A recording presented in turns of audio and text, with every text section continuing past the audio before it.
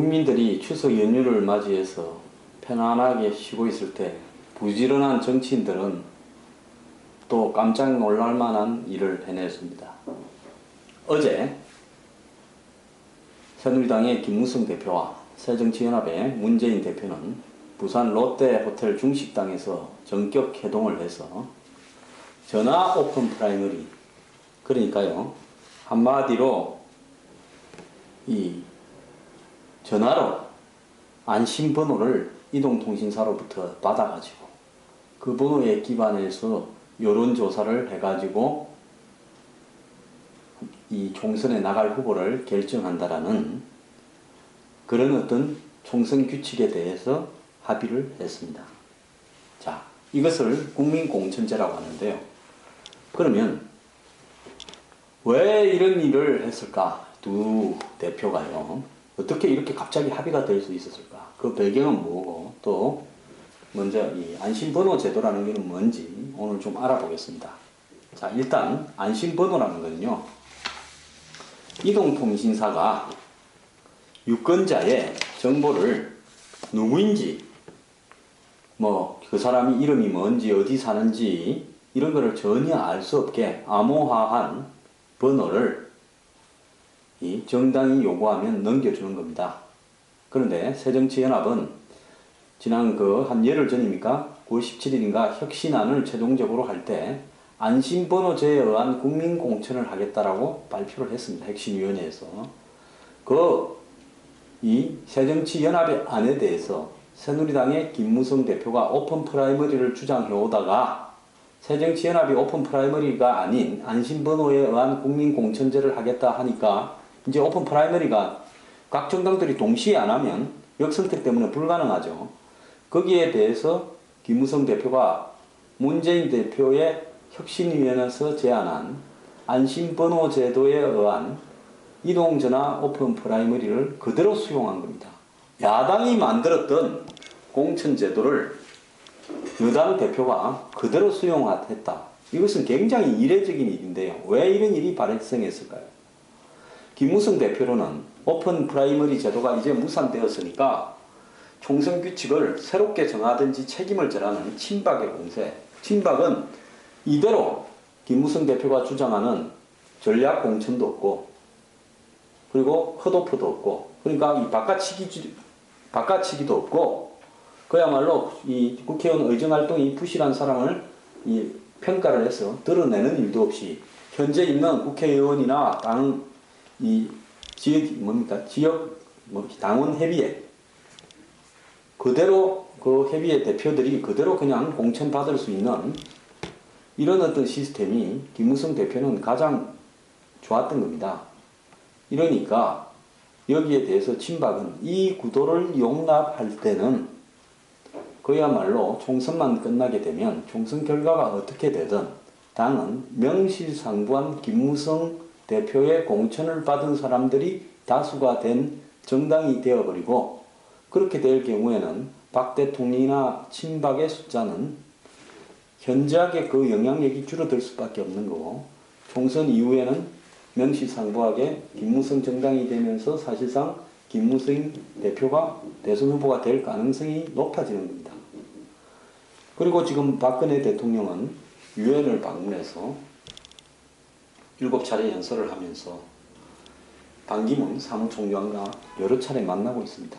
이것은 단순히 유엔 방문이나 유엔 사무총장이 한국 사람이기 때문에 만나는 부분을 넘어서서 반기문 대선 후보 띄우기도 없다고 할 수는 없을 겁니다. 이런 상황에서 친박은 이 김무성 대표가 주장해온 오픈 프라이머리, 그리고 전략 공천은 한 명도 없다.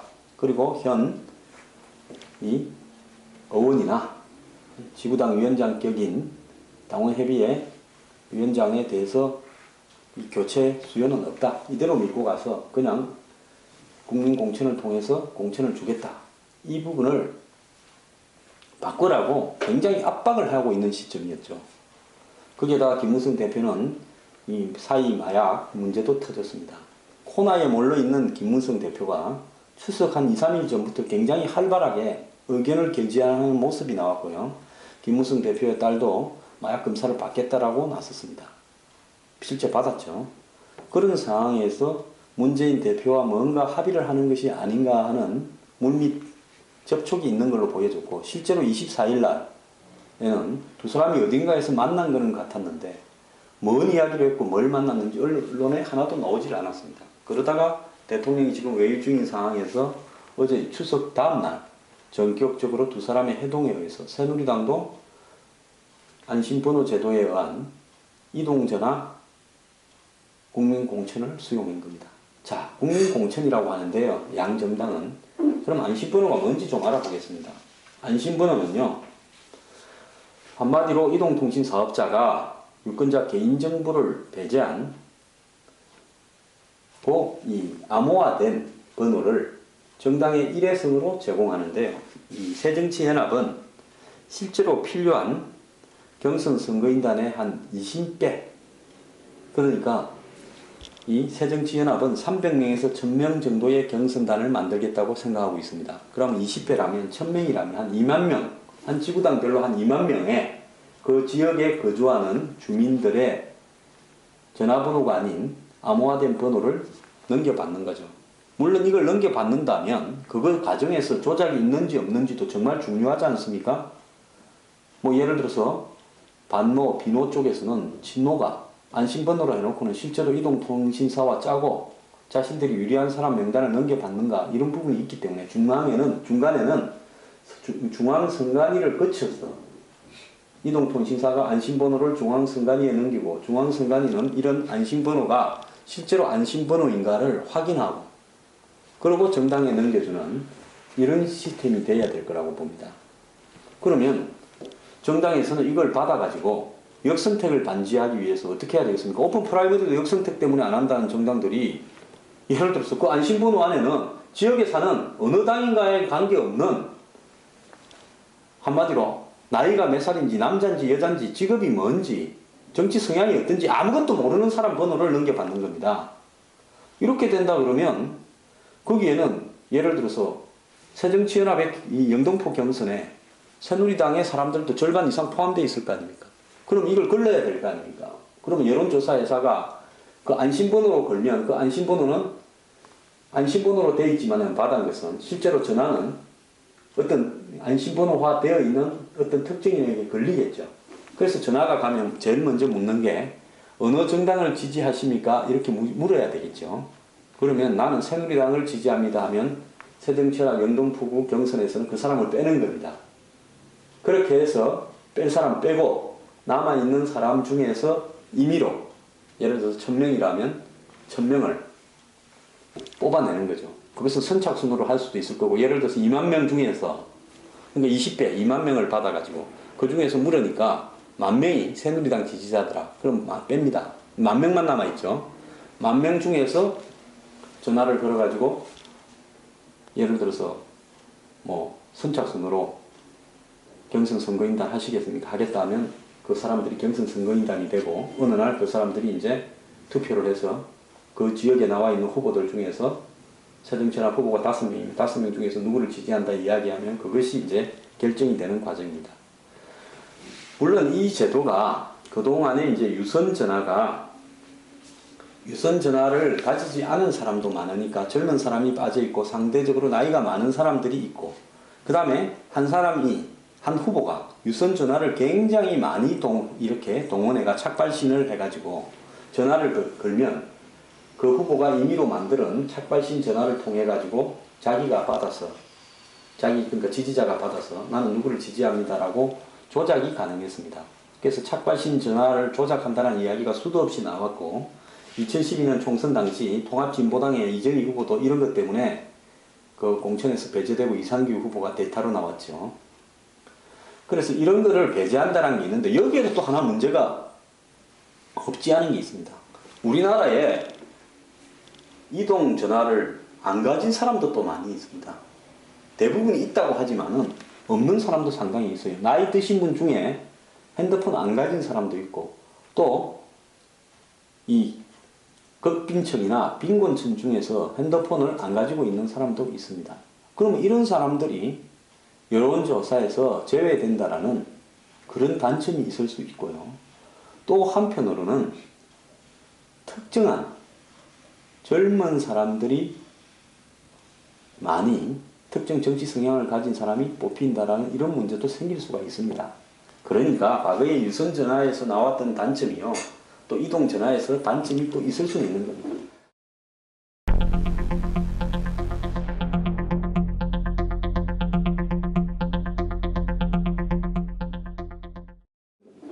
그 다음에 가장 중요한 것은요, 특정 정당의 지역에 총선에 나갈 국회의원 후보를 결정하는 과정에서 당원이나 대의원이 무의미하고요, 일반 국민들이 뽑는 겁니다. 당원이 아닌 사람들이요. 즉 그 당을 반대하는, 상대당을 지지하는 사람만 빠진 거지, 실제로는 그 당과 관계없는 사람이 대부분이 포함되었을 수가 있는 겁니다. 이렇게 해서 국회의원 후보를 뽑는 것이 맞느냐? 이제 거기에 대해서 이야기하죠. 안심번호를 하게 되었을 때 대규모로 동원하는 것이 불가능해진다, 이런 이야기를 합니다. 즉 이동통신사가 그 지역별로 한 2만 명 정도 번호를 넘기기 때문에 거기에 대해서는 우리는 누가 누구 번호인지도 모르고 이동통신사도 모를 수 있다. 그렇기 때문에 실질적으로 사람을 동원해 가지고 이 공천에 영향을 미치는 일이 불가능하다. 그렇기 때문에 현역 의원이나 현역 지구당 위원장쯤 되는 사람들이 작업하는 것이 불가능하다. 이런 이야기를 안심번호 공천에서 이야기를 하고 있습니다. 그런데 새정치연합의 비논은 이런 안심번호제에 의한 이동전화 국민공천이 이것은 친노를 위한 공천이라고 반대를 하고 있습니다. 문재인 대표는 내부에 그 반대에 부딪혀 있어요. 반면에 오픈 프라이머리를 하고 단 하나의 전략 공천도 하지 않겠다고 주장해온 김무성 대표는 또 당 내부의 친박의 반대에 직면해서 이제는 오픈 프라이머리가 안 되니까 다른 대안을 내놔라라고 궁지에 몰려 있습니다. 이런 상황에서 김무성 대표가 정강스카같이 문재인 대표가 혁신위 안으로 확정해놓은 내부에서 비노, 반노의 반발에 부딪혀 있는 안심번호 이동통신 국민공천을 수용해버린 겁니다. 자, 이것은 각자요, 이 김무성 대표는 이제 무슨 수가 있을까? 별 수가 없을 것이다. 그래서 김무성 대표가 완전히 코너에 몰렸다, 이렇게 지금 예측되고 있었는데, 전격적으로 새정치연합의 안심번호 국민공천제를 수용함으로써 김무성 대표의 반대해온, 공천 방식에 반대해온 친박을 제압하는 효과를 누릴 수 있고요.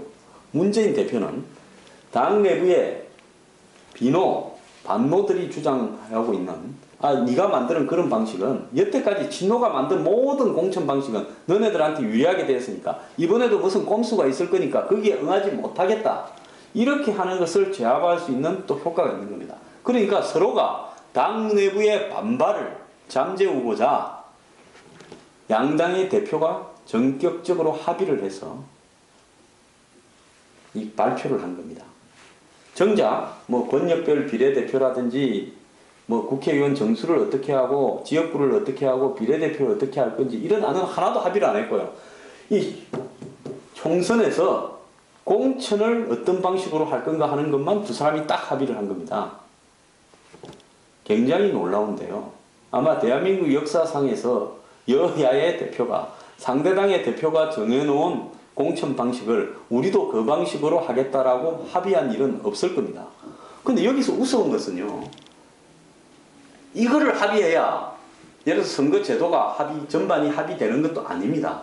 각자가 그냥 자기 당에 공천하는 방식은 자기들이 정하면 되는데요, 왜 두 사람이 굳이 두 당이 만나서 대표가 만나서 우리 둘이가 공천하는 방식을 똑같이 정하자라고 했는가? 그것이 의문입니다. 그렇지 않습니까? 새누리당은 새누리당의 환경에 맞게 공천 방식을 정하면 되는 거고, 새정치연합은 새정치연합의 방식의 공천 방식을 정하면 되는 겁니다. 오픈 프라이머리가 한쪽이 안 하겠다면 안 되는 거겠죠. 그럼 오픈 프라이머리를 둘 다 하든지, 안 그러면 오픈 프라이머리를 둘 다 안 하는지만 합의하면 되는 거고, 정작 합의해야 될 것은 지금 246석이 지역구고 54석이 전국 비례대표인 이 문제의 숫자를 어떻게 조정하는가, 국회의원 정수를 어떻게 조정하는가, 그 다음에 예비후보 등록을 어떻게 조정하는가, 이 부분에 대해서 합의하면 되는 겁니다. 야당이 주장하는 권역별 비례대표를 어떻게 할 것인가.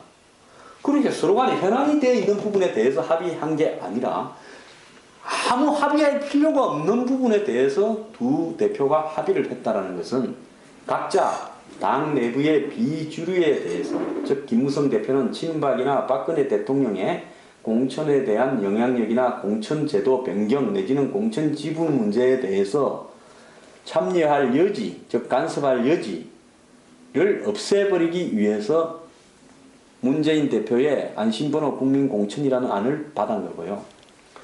문재인 대표는 이것이야말로 또 다른 모바일 투표처럼 여론조사처럼 진노의 꼼수가 아니냐는 이 반노 진영의 반발을 제압하기 위해서 새누리당을 끌어들인 겁니다. 그러니까 양 대표가 각기 당 내에서 공천을 통과해야, 즉 공천 문제를 자기 주도로, 즉 다른 세력들이, 당내 반대 세력들이 간섭을 못하게 자기가 하고 싶은 방식으로 통과를 해야, 즉 그리고 현재 있는 당 내부의 국회의원이나 지구당 위원장의 숫자를 그대로 유지하도록 통과를 해야 대선에 한 발짝 다가서기 때문에 당내의 반발을 제압하는데 두 사람이 손을 잡아버린 겁니다. 자, 안심번호 이동통신에 의한 여론조사가 국민공천인지 저는 그건 아직 잘 모르겠습니다만, 어쨌거나 여야가 똑같은 방식의 선거를 하겠다라고 누가 공천을 방식을 결정하겠다고 누가 시킨 것도 아닌데 합의를 한 것도 없었고요. 정작 합의해야 될 것은 하나도 합의를 안 하고 합의할 필요가 없는 부분에 대해서는 두 사람이 합의를 했습니다.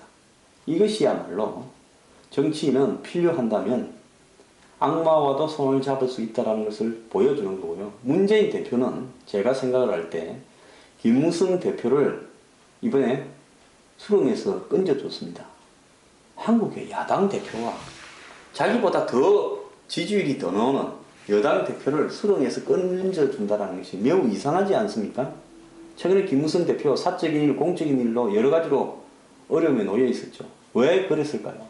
문재인 대표는 김무성 대표를 총선을 김무성 주도로 해서 새누리당의 대통령 후보가 되기를 원하는 것 아닌가라는 것이 순수하게 제 생각입니다. 그러면 자기는 자기 방식대로, 즉 안심번호 공천 방식대로 총선을 통과하면 새정치연합에서 대선 후보가 될 것은 확실하다고 보는 것 같아요.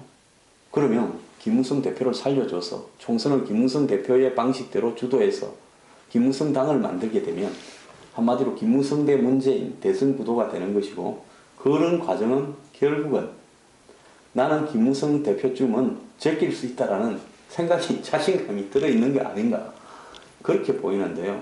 어쨌거나 추석 연휴의 쿠데타라고 볼 수 있는 일이 발생을 했습니다. 자, 이제 박근혜 대통령이 귀국하면 친박 진영은 김무성 대표에 의해서 급섭을 당해서 뒤통수를 한 방 맞았죠. 자, 100% 안심번호에 의한 이동전화 여론조사가 국민공천이다라고 하는 부분에 대해서 친박은 어떤 논리로서 문제 제기를 해 나갈 것인가 하는 것이 주목되고요.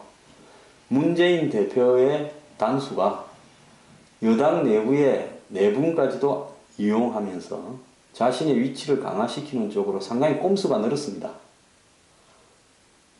즉 나머지 일은 권역별 비례대표는 애초에 두 사람의 관심사도 아니고 국회의원 정수도 관심사도 아니고 비례대표와 지역구의 비율도 관심사도 아니고 경선, 이건 예비후보 등록을 빨리 하자는 것도 관심사도 아닙니다. 정작 중요한 것은 두 사람의 대표가 총선 공천을 각자가 유리한 방식으로 통과시키는데 새누리와 새정치연합이 안심번호에 의한 이동전화 여론조사가 유리하다라는 데 대해서 서로 합의를 했다는 겁니다. 현재 이 당 지도부가요. 그리고 그걸 밀고 가서 두 사람이 대선에 가자라는 쪽으로 합의를 했다는 겁니다. 솔직히 말하면 이것은 우리 둘이 대선 가자라는 이야기하고 똑같은 이야기입니다. 자, 이런 부분들이 여야 당 내부 또 청와대와의 관계에서 원활히 진행될 수 있을지 의문인데요. 또 이 추석 연휴를 마치고 나서 30일 날 새누리당 의총이 있는데 의총에서 이 부분이 어떻게 평가를 받을지 주목됩니다.